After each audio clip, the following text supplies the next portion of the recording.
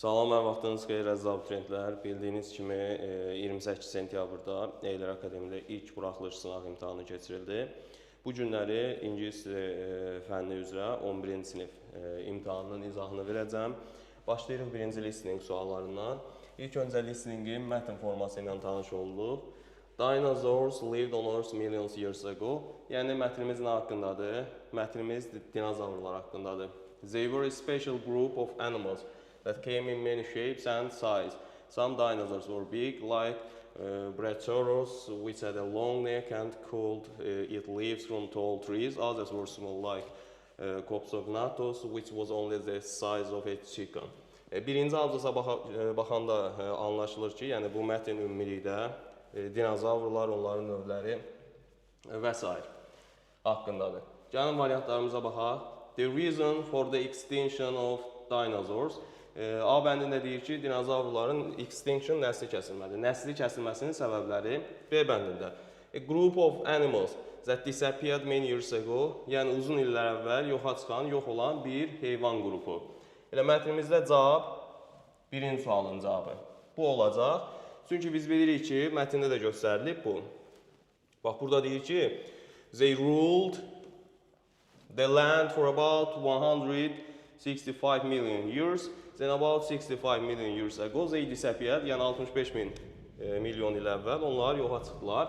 Yəni bunlar yoxa çıxmış bir heyvan nəsli haqqındadır, qrupu haqqındadır. Ona görə burada cavabımız B bəndi olacaq.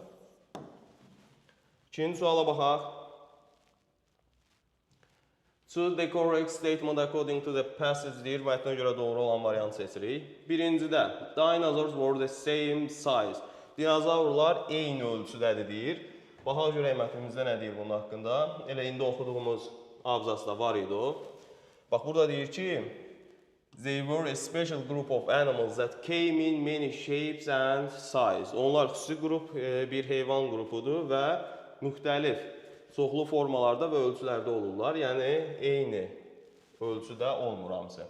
Ona görə biz buradan biri düz götürənməliyik. Brachiosaurus was a very large dinosaur species.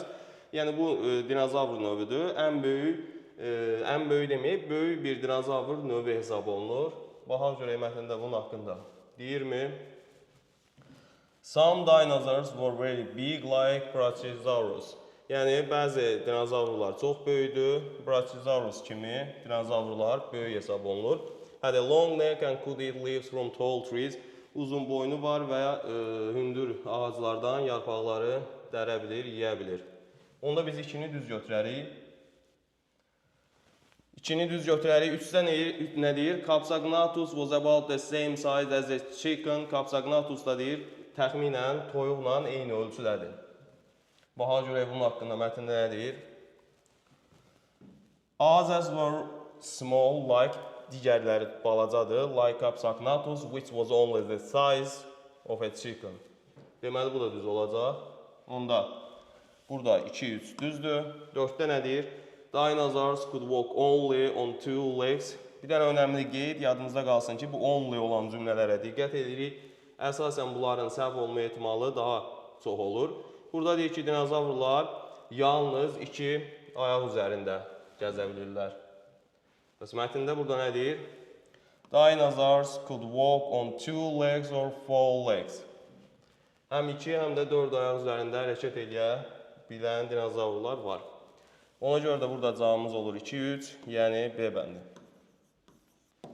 Davam edirik. 3-də. What do many scientists believe was the cause of the disappearing of dinosaurs? Yəni, əksər alimlərin inancına görə dinozavrların yox olmasına səbəb nədir? Baxaq görək mətndə bunun haqqında nə deyir? Deməli, many scientists believe a giant asteroid hit the Earth and caused big change in the climate. Əksər alimlər inanır ki, böyük nəhəng bir asteroid yerə dəydi və bu da iqlimdə böyük bir dəyişikliyə səbəb oldu. O zaman burada cavabımız elə giant asteroid olan variant. They believe it was caused by a giant asteroid. A bəndi. 4-də baxırıq. Jaws sözünü çənə deməkdir bu. təsvir edən sifət istəyir mətndən bizdən. Baxaq görək. Mətnimizdə bu harda verilibdir? Deməli, baxın burada Tyrannosaurus rex with its big teeth and strong jaws. Strong sözü, jaws sözünü təyin edir. Sifətdir. Cavabımız burada nədir? Strong sözü. Açıq suallara xüsusilə diqqətli olursunuz uşaqlar. Çünki 11-ci sinif imtahan proqramında bilirsiniz açıq suallar 2 qat bal verir. Yəni 5-10-4 açıq sual verirsə 2.7 qapalı suallar verir. Strong sözü cavabımız da 4-də. 5-də cümləni tamamlayırıq. They ruled the land for about, yəni dünyanı idarə ediblər, hökmranlıq ediblər dünyada təxminən nə qədər yerdə. Eyni cümlə mətndə verilmişdir. Baxın. They ruled the land for about 165 million years. Cavabımız nədir? 165 million years tam şəkildə. 6-da nə deyir? How can we learn about dinosaurs? Yəni biz dinozavrlar haqqında necə öyrənə bilərik? Necə öyrən? Təbii ki, mətndə olmalıdır bunun haqqında bir məlumat. Özümüzdən yazmırıq listeningdə. Deməli, even though dinosaurs are gone, yəni baxmayaraq ki, dinozavrlar yoxdur artıq, we can learn about them. Bu hissə sualda verilibdir. Through fossils. Yəni biz bu cümləni tam şəkildə də yaza bilərik. We can learn about them through fossils və yaxud da birbaşa through fossils, yəni qalıqlar, qalıntılar vasitəsilə. Through vasitəsilə deməkdir fossildə qalıq, qalıntı. Burada da cavabımız olur through fossils. Davam edirik qrammatika sualları ilə.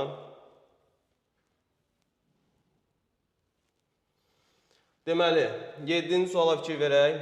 7-ci sual nə haqqındadır? Kəmiyyət göstəriciləri, quantifiers haqqındadır.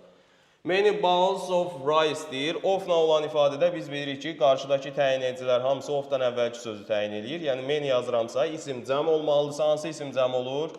Birinci, yəni bu düzdür. A little slice of bread deyir. Of-la olan ifadədə yenə demişik, of-dan əvvələ baxırıq. Burada sadəcə bir şeyə diqqət eləmək lazımdır.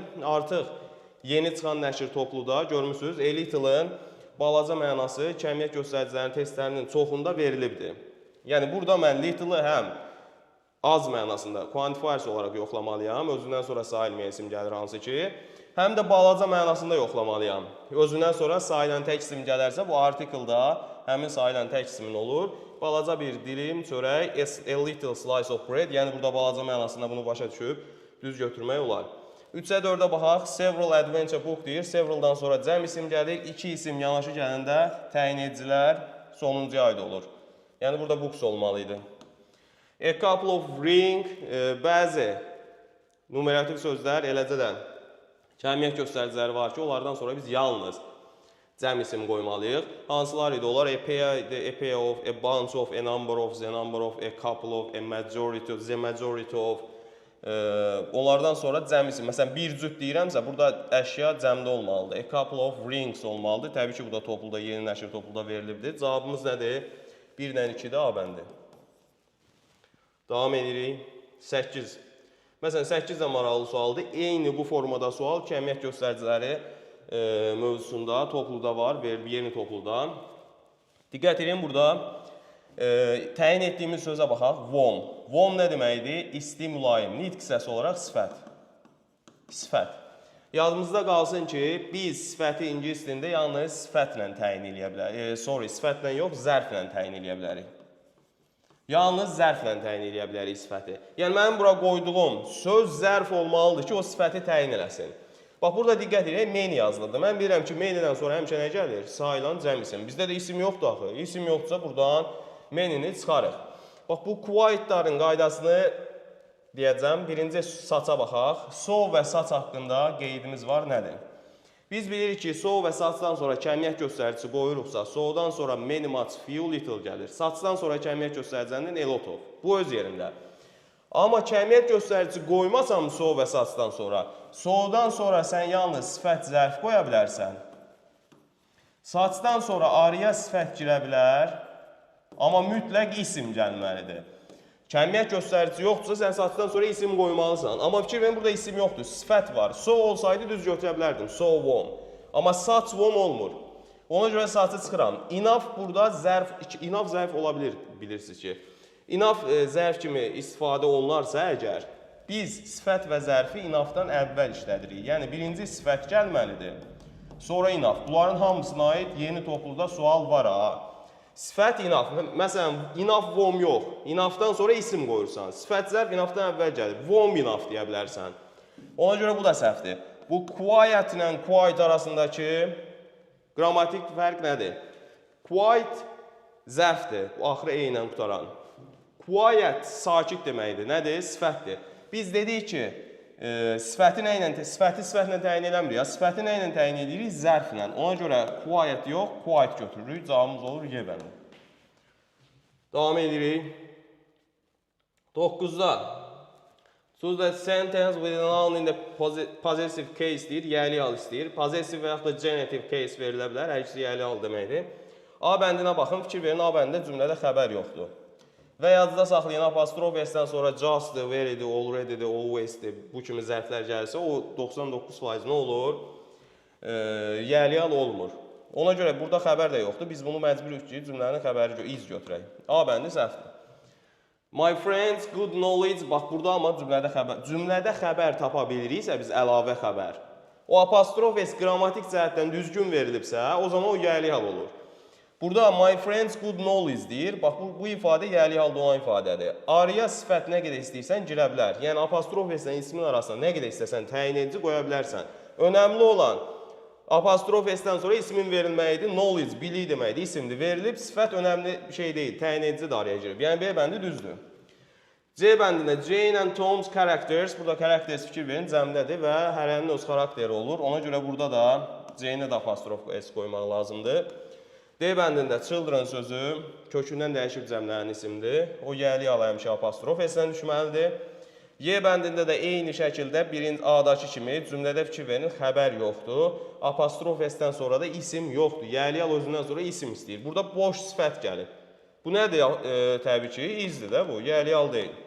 Ona görə cavabımız burada olur B bəndi. Davam edirik. 10-cu sual article mövzusu ilə bağlıdır. USA təbii ki, tərkibində status bildirən söz, yəni hər hansısa bir ölkənin idarə etmə sistemi. USA, United States of America, burada state sözü ştatlar deməkdir. Bunun qısaltması da UK, USA, biz bilirik nə ilə işlənir? Z ilə işlənir. World sözü vahid olan cisimlər, worlddur, sundur, moondur, earthdur, bunlar nə ilə işlənir? Z ilə, bu da. Bax, bu sual bir dəfə düşüb ha, OTK-nın sınavında da düşüb, buraxılış imtahanında da düşüb. Bu sual yox, buna oxşar, bunun formatında bir sual. Buna diqqətli olmalısınız, nəyə? Apostrof S-dən sonra isim verilir, olur yəli hal. Apostrof S-dən ismin arasına sən sifətin üstünlük dərəcəsində yazsan, sıra sayda yazsan, məsələn first, bura article qoya bilməzsən. Normalda üstünlük dərəcəsi də sıra sayda Z ilə işlənir. Amma apostrof S ilə ismin arasına əgər sıra sayda girsə, üstünlük dərəcəsində girsə, artiklesız olur. Məsələn, nümunə edirəmsə, my book. Book sözü sayıla bilən tək isimdir. Article nəyə yoxdur? Çünki aslı yəli əvəzi ilə ismin arasına da article girmir, eyni yəli halda mənim kitabım. Burada apostrofla verilib, burada yəli əvəzi ilə verilib. Yəni, mənim birinci kitabım. Məsələn, my first book. Bunun da qabağına sən Z qoya bilməzsən. Çünki yəli halın arasında artikel olmaz. Yəni, burada cavabımız D, bir də boşluq. Z bəndi. Davam edirik. 11-ci sual. A few bottles of milk olmalıydı. Of-la olan ifadədə of-dan əvvəlkinə aiddir. Kəmiyyət göstəriciləri. Burada S olmalıydı. A bəndi səhvdir. To, pair, eyni şəkildə of-dan əvvələ baxıram. To yazıramsa burada pairs olmalıydı. Bu da səhvdir. Slice of lemon olmur. A slice of lemon olur. Çünki slice sözü sayıla bilən tək isimdir. Numerativ sözlərin hamısı sayıla bilən tək isimdir. Ona görə qabağında artikel olmalıdır. An interesting paper düzdür bu. Niyə? Çünki biz bilirik ki, paper'nin həm qəzet mənası var, həm də kağız mənası var və qəzet mənası sayıla bilən isimdir. Qabağına artikel verə bilərəm. Several swines olmur, swine sözüdür. Deer, fish, sheep bu sözlərin təki cəmi eynidir. Yəni cəmdə bunlara biz S yaza bilmərik. Ona görə də burada cavabımız nə oldu? D bəndi oldu. Davam edək.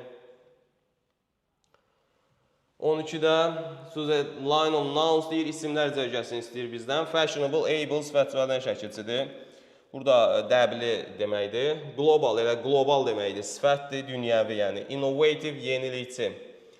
Sifətdir. Handsome, yaraşıqlı deməkdir. Sifətdir. Bend, skamya, development, inkişaf. Grass də ot deməkdir. Bunlar düzdür. Friendly, mehriban deməkdir. Bu da sifətdir. Burada isimlər cərgəsi D bəndindədir. Davam edirik 13-də. 2 hours meeting. Burada to yazıramsa apostroflu ifadə necə olmalıydı? S apostrofu olmalıydı. Çünki to'dan sonra cəm isim gəlir. Sonra Mr. Brown's children deyirəm. Əgər soyadın qabağında Mr. Mrs. sözləri varsa, o zaman bir nəfərdən söhbət gedir. O zaman yəli-yalı apostrof S-dən düşməlidir. Bu iki düzdür. The teachers, bax bu hissəyə fikir verin bir saniyə bunun. Bax burada the teacher's room deyirəm. Əgər S-dən cəmlənən isim verilibsə və biz onu cəmdə yəli-yalı salmaq istəyirsən, məsələn teacher sözü. Bu S-dən cəmlənən isimdir. Mən bunu cəmdə yəli-yalı salmaq istəsəm, S-i yazıram, sonra apostrofu qoyuram, olur cəmdə yəli-yalı. Daha gətirib bundan sonra bir dənə də S yaza bilmərəm. Topluda da buna aid xeyli test var. İmtihana da salırlar belə şey. Buraxılış imtahan. Ona görə buna diqqətli olmaq lazım. Da S apostrof yazdım, bir dənə də gətirib S yaza bilməzsən. Bu da səhvdir. Diastrax düzdür, çünki dia təki cəmi eyni olan isimlərdəndir. Yəli-yalı həmişə apostrof S-dən düşür. Burada cavabımız olacaq 2 və 4 variantı Y bəndi. Davam eləyək. 14-də baxırıq. Article mövzusudur, 14 deyənəm. To be ifadəmiz var. To be in a hurry, article ilə işlənir. Tələsmək deməkdir. To be in a hurry, to get to, last və next sözlərindən sonra yadımızda qalır ki, əgər last və next sözlərindən sonra zaman bildirən söz verirəmsə, məsələn last day, last week, last year, last Sunday, o zaman qabaqda article olmayacaq. Amma last'in sonuncu səhnə deməkdir. O zaman mən bunun qabağına the article qoyacağam. Niyə? Çünki bu səhnə sözlü şey deyil ki, zaman bildirən söz deyil ki. Ona görə burada cavabımız olacaq B bəndi. Davam edirik. Bizdən cəm isimləri istəyir. Bu sadə bir testdir. Bax, poultry toplu isimdir. Goods toplu isimdir. Toplu isimləri bir cəm götürürük. Poultry ev quşlardır. Goods mal, əmtə.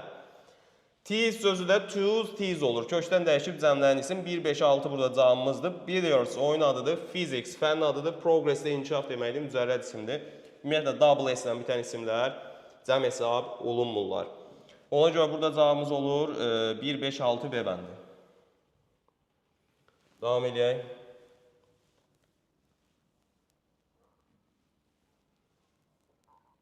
On 16'da bizdən nə istəyir? Derivative nouns, yəni düzəltmə isimlər. Bax, membədir, dokdədir, fazədir, sistə, brazə. Bunlar hamısı tərkibində şəkilçiyə bənzəyən hissə var, amma bu sözün kökü elə membədir. Yəni bu necə isimdir? Sadə isimdir. Bunu buradan çıxaram. Ship-dəki ship gəmi mənasını verir, hava gəmisi. Əgər iki söz varsa və ship sözü gəmi mənasını verirsə, o mürəkkəb isim yaradır. Grass sözü ot deməkdir, bu sadə isimdir, bunu buradan çıxaram. Deyincə də membə kimidir, sözün kökü elə deyincədir, topluda var bunlar hamısı.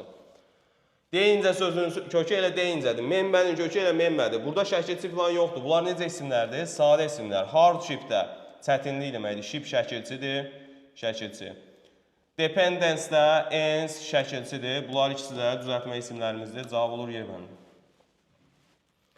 Davam edirik 17-də. Bax ola, zeri-zəra mövzusu həm nounun içində verilən bir mövzudur, həm də agreement'ın içində verilən mövzudur. Bu hissəyə diqqət etmək lazımdır. Burada zaten isimimiz verilibdir bizim. Advice. Necə isimdir bu? Sayılmayan isimdir. Sayılmayan isimin qabağına bəri başdan biz to qoymuruq. Nə miqdar sayı olmaz, nə cəmlənməz, nə yan artikli olmaz. Buradan biri çıxıram. Yerdə qalan variantın özünə baxıb ifadəni qoysam düz olacaq. Sadəcə siz burada xəbərə də diqqət eləməlisiniz. Bizim xəbərimiz cəmdir. Zevo mənə deyir ki, mən bura elə bir isim qoymalıyam ki, o ifadə cəmdə olsun. Məsələn, mən bura yazsam, a piece of advice. Advice. İndi biz of-la olan ifadədə əsas söz kimi of-dan əvvəlkini götürürük. A piece sözü təklədir. Mən a piece-i qoysam, bu ifadə düzdür. Sadəcə mənim xəbərim gərək tək olardı. Yəni, voz olardı.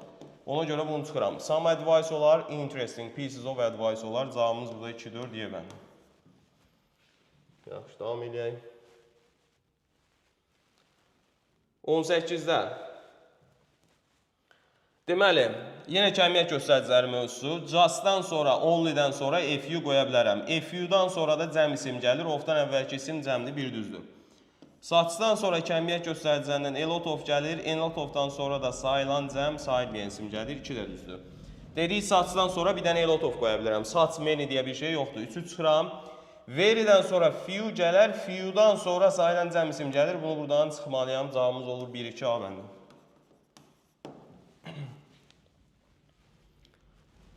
19'a baxaq. Yesterday Alice and I watched interesting movie. Bax, burada verilən zərflərə diqqət edin. Bax, bunların əgər özlərindən sonra sifət bir də sayılan tək isim qoyuramsa, article o sayılan tək isim article hansı hissədə olacaq? Buna bağlı da sual var topulda. Bax, diqqət edin. Very'nin article hər zaman əgər sayılan tək isim verilibsə, bu zərf sifəti təyin edir. Sifət də ismi təyin edir. Həmin o sayılan tək isimin artiklı very'nin önünə keçir. Very'dən sonra artikl qoyulmaz. Very'nin əvvəlinə keçir. A very interesting movie. Quite'da ama quite'ın önünə yox, sonrasına keçir artikl. Quite an interesting movie. Bir də such'da da nə olur? Such'da da özündən sonra olur. Such an interesting movie. Burada sadəcə əvvəldə mi, sonra mı artikl olur? Ona fikir vermək lazımdır. Cavabımız olur 1, 4, 6 C bəndi. Devam edeyim. 20. suala baxaq. This atlas performance surprised everyone deyir. Burada işarə vəzirlərinə də fikir verin. This-dən sonra ki, topulda hamısı noun mövzusunda bunlar hamısı verilibdir. Həm kəmiyyət göstəricilərindən olan hissələr, həm işarə vəzirlərindən olan hissələr. This, that-in fərqini bilirik, düzdür? That-lərdən sonra tək isim gəlir, this-lərdən sonra cəm isim gəlir. O zaman mən this athlete S apostrof yazmalıyım. Çünki isim cəmdə olmalıydı. Məsələn, bax, buradakı kimi. Bu düzdür. 3-də Z-dən sonra policeman'i düz veriblər. Təklədir. Aynen yazılıb. Fikir verin. That policeman. Sadəcə fikir verin, bizdən yəli hal istəyir. That policeman apostrof S verdim. Bundan sonra gərək isim qoyam ki, bu yəli hal olsun. Bu cümlədə heç xəbər yoxdur. Buradakı apostrof S is-in qısaltmasıdır. That policeman is very brave. 4'e baxaq, Z verildi, apostrof S verildi, lecture isimdir mi? Mühazirə demək isimdir. Cümlənin xəbəri lastlikdir. Burada cavabımız olur 2-4 deyə bəndi. Devam edirik. 21'də.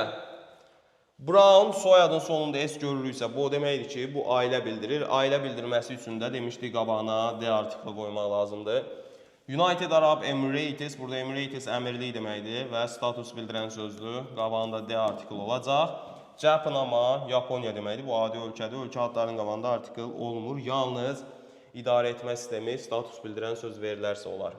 Yəni Emirates məsələn. Burada cavabımız olacaq D bəndi. Devam edək. Qrammatikada son sualımıza da baxaq. 22-ci sual. Yenə numeral mövzusu, artiklın içində verilən hissələr 100 min, milyon sayıları haqqında qayda var idi, orada da yazıdadırsa. Bax, a hundred, a thousand, a million bu ifadələrdə şagird qarışdırır ki, qabaqda e artiklı var, deməli mən ismi təkdə verməliyəm. Burada yadımızda saxlayırıq ki, e artiklı sayın öz e-sidir. Yəni a hundred həmişə e ilə işlənir. Sadəcə biz demişik, birdən yuxarı bütün sayılardan sonra nə olmalı isim? Sən 100 əşyadan danışırsansa ismi tək verə bilərsən. Verə bilməzsən, 100 cars olmalıdır. Bu sayılardan sonra ismin tək olma ehtimalı yoxdur. Honest man, yenə artikl mövzusuna aid bir hissədir. EN artiklın qaydasını bilirik biz. Honest sözü honest. Burada h silentdir. Tələffüz olunmur. Bu nə ilə tələffüz olunur? Sait ilə tələffüz olunur. Sait ilə tələffüz olunan sözün qabağına ən artiklı qoyuram, e qoymuram. Bu da səhvdir. Hundreds of cars, demişik ki, bu sayılar isimləşə bilir, of-la işlənib, cəmlənir və qabağı boş qalır. Car sözünə diqqət edin, özündən sonra gələn isim həmişə cəm olmalıdır. Useful ID, useful sözündə də bu U hərfidir, yəni samit ilə tələffüz olunur. Nə olsun sait ilə yazılır? Samit ilə tələffüz olunursa e qoymaq lazımdır, yəni 3-4 olur. En artiklı Yazılışa görə yox, tələffüzə görə qoyulur uşaqlar. Tələffüzə görə qoyulur. Davam edirik. Readingimizə baxaq. Readingin mətnini digər bir səhifədə açaq. Biz buradan suallara baxaq. Mətni buradan açaq. Mətnimiz nə haqqındadır? Parasites, living thing or parasites are small organisms that live on or inside another living being called a host. Yəni, parazitik canlılar və yaxud da parazitlər kiçik orqanizmlərdir. Hansı ki, insan demək host deyir, yəni sahibin həmin o elə bir ki, yoluxduğu nədirsə, heyvan da ola bilər, insan da ola bilər, onun daxilində və yaxud da çölündə yaşaya bilirlər. Sonra nə deyir? The parasite takes food and energy from the host to survive. Yəni o hostdan, sahibindən götürür, özünə enerji götürür, qida götürür. Unlike other animals or plants that find their own food, parasites depend on their host and usually harms them. Digər heyvanların əksinə, yəni öz yeməklərini özləri tapan heyvanların əksinə, parazitlər öz o sahiblərindən asılıdırlar və ev sahibi deyildi. Bu host sahibi deməkdir, ev sahibidir. Və usually harms them və bəzən onlara da, adətən onlara da ziyan vururlar. Yəni, mətnimiz nə haqqındadır? Parazitlər haqqındadır. Və parazitlər dedik ki, nədir? Zərərli orqanizmlərdir. Çünki deyir ki, adətən o ev sahibinə ki, harada ki yaşayır, harada ki hansı heyvana ki yoluxur və yaxud da insana ki yoluxur, ona host deyirlər də, düzdür? Ev sahibi. Və həmin o hosta adətən ziyan vurur deyir. Baxaq görə, infectious disease nədir? Yoluxucu xəstəliklər. Small but harmful organisms. Burada diqqət edin, mətndə nə deyirdi? Parazitlər kiçik orqanizmlərdir və zərərli orqanizmlərdir. Small organisms, burada da deyir, usually harm them their host, yəni ev sahibinə, qonaq olduğu ev sahibinə nə olur? Zərər vurur. Yəni, burada cavabımız elə ən yaxşısı B bəndi. The ways to fight parasites, yəni parazitlərlə mübarizə aparma yolları. The disease spread by mosquito, ağcaqanadların yaydığı xəstəliklər. The animals that host parasites, yəni parazitləri ev sahibliyi edən heyvanlar ki, burada mətnimiz ümumilikdə parazitlər haqqındadır və onu daha geniş şəkildə hansı variant verir? B bəndi. Yaxşı, onda 24-də baxaq. Mətnə görə düzgün olan seçim. Parasites always kills their host immediately. Deyir ki, parazitlər həmişə öz ev sahiblərini dərhal öldürürlər ki, bu heç də məntiqə uyğun bir cavab deyil. Mətnə də baxsaq, görərik nə deyir burada. Bax, bu abzasa fikir verin, 3-cü abzas. Even though parasites harm their host, deyir ki, baxmayaraq ki, parazitlər öz ev sahiblərinə ziyan vururlar, they usually don't kill them quickly. Yəni, onlar adətən onları, ev sahiblərini tez öldürmürlər.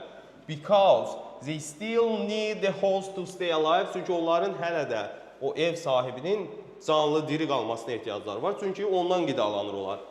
O zaman, burada A bəndi səhvdir. External parasites include lice, ticks and fleas. Yəni, o xarici çöldə yaşayan, yəni hostun çöl hissəsində yaşayan parazitlərə hansılar daxildir? Gənələr, sonra birələr, bunlar lice-dır, ticks and fleas-dir. Baxa görə mətndə bunun haqqında nə deyir? Deməli, bax, there are many types of parasites, some live outside the body, like lice, ticks and fleas. Bəziləri bədənin çölündə yaşayır. Onlara biz nə deyirik? External, yəni xarici parazitlər. O zaman bu düzdür də bu variant. O zaman bu variant düzdür. Parasites never live inside the human, təbii ki, səhvdir. Parazitlər heç vaxt insanın daxilində yaşamır.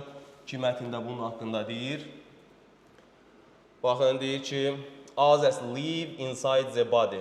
Bəziləri insanın bədənin daxilində yaşayır. Parasites are found only warm countries, yalnız isti yerlərdə rast gəlinir parazitlərə deyir. Amma mətndə bunun haqqında nə deyirdi, baxaq görək, yalnız isti yerlərdə rast gəlinir. Parasites are found everywhere in water, soil, plants, animals and even in humans. Hər yerdə rast gəlinir, torpaqda, suda, bitkilərdə, heyvanlarda, hətta insanlarda belə. Bir də parasites help us to stay strong and healthy. Bu da təbii ki, səhvdir. Bayaq dedik, parazitlər öz ev sahiblərinə güclü və sağlam qalmağa kömək etmir, onlara zərər vurur. Ona görə burada cavabımız olur B bəndi. Davam edirik. 24'də B oldu, 25'də. Hansı sualın cavabı yoxdur deyir. Which question no answer in the passage deyir. Hansı sualın cavabı? What is the difference between external and internal parasites? Yəni daxili və xarici parazitlər arasındakı fərq nədir deyir. Bu mətndə verilmişdir. Bax burada deyir ki, bəziləri bədənin çölündə yaşayır ki, bunlara external deyilir. Amma bəziləri də as live inside the body, such as worms or tiny microbes, qurdlar və yaxud da mikroblar bədənin daxilində yaşayır. Bunlara da internal deyilir. Deməli, bunlar arasındakı fərq nədir? Biri bədənin çölündə, biri daxilində yaşayır. Bunun cavabı var. How can people protect themselves from parasites? İnsanlar özlərini parazitlərdən necə qoruya bilərlər deyir. Var mı mətndə belə bir şey? Baxaq. Bax, burada deyir ki, scientists study parasites to understand how they live and how to protect against them. With clean water, good hygiene and medicine, people can fight many parasitic infections.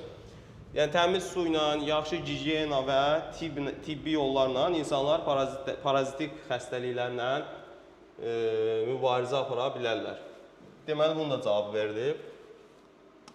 Why don't parasites usually kill their hosts quickly? Niyə parazitlər öz ev sahiblərini o dəqiqə, yəni sürətli şəkildə öldürmürlər? Çünki bunu da dedik. Çünki onlara ehtiyacları var idi ki, çünki parazitlər, buradan fikir verin, parazitlər depend on their host and usually harm them. Bax, burada da deyir ki, the parasites takes food energy from the host to survive. Parazitlər enerji və qida götürür öz ev sahiblərindən. Və onu sürətli şəkildə öldürmürlər. O hansı variantdaydı? Buradan.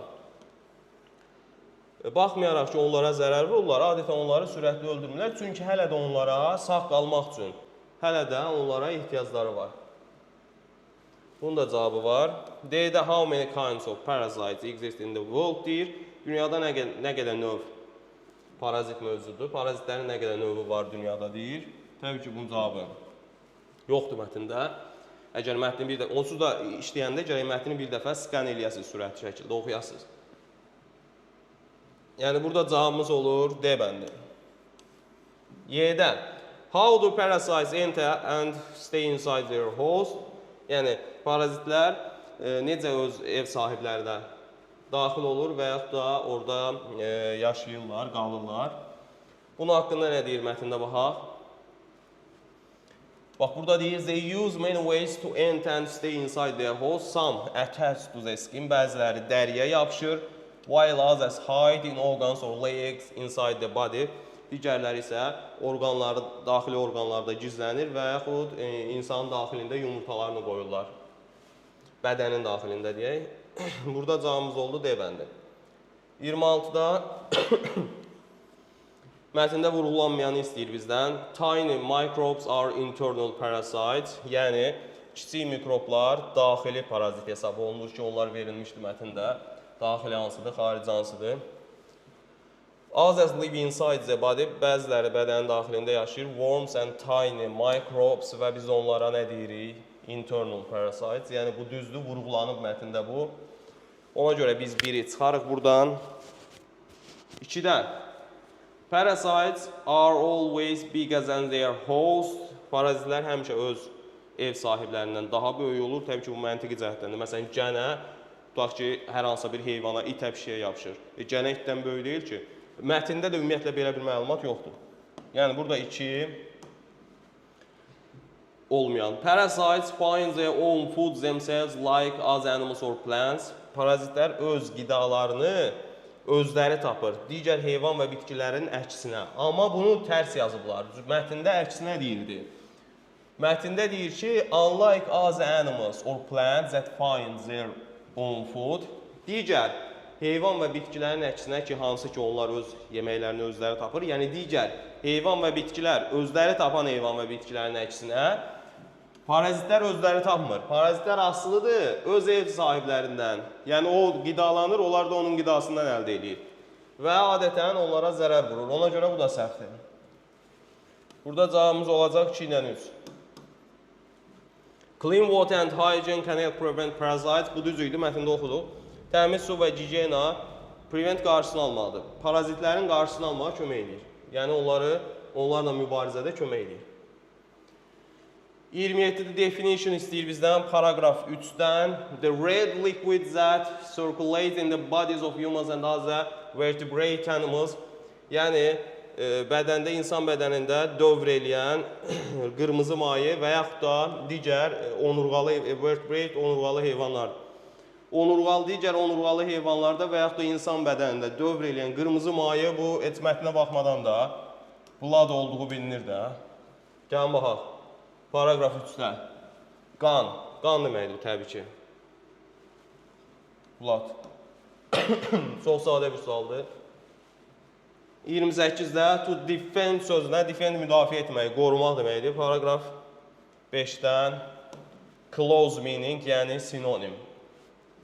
Baxaq görək burada. Paragraf 5-də defend-də sinonim kimi nə verilib? To protect və bunu to ilə yazına. Feillər cümlədən kənarda məslərdə yazılır. Bunu demişdik. Deməli, 29-da cümləmiz verilib, yarısını qoyuruq və 2 sözü dəyişirik. Parasites may be small, but they have. Parazitlər balaca ola bilər, amma onların they have ardını have-ə qədər olan hissə verilib. Have daxil olmaqla. Baxaq görək, harada deyir bunu. Hə, baxın, parasites may be small, but they have. Big-i buradan dəyişə bilərsiniz. Big, məsələn, huge, nəhəng, giant, enormous versəz düzdür.